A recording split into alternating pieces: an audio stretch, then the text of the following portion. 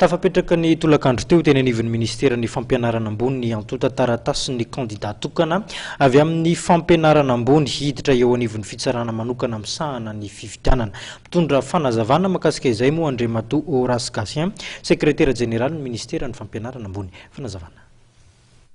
Nampahafantarana anay moa dia manana solitena anankiray ny université ao anatin'ny cours électoral spécial.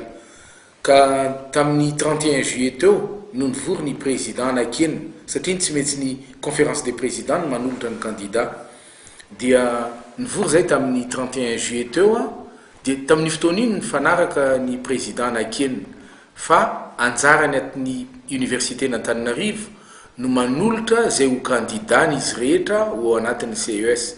Ny antony dia tsotra fotsiny ny université ny Tomasina dia efa manana ninga Velotrasina Julien no ao anatin'ny Conseil supérieur de la magistrature. Ny université ny Fianaratsoa dia efa manana ninga Tahindro Gervais ao anatin'ny Senit.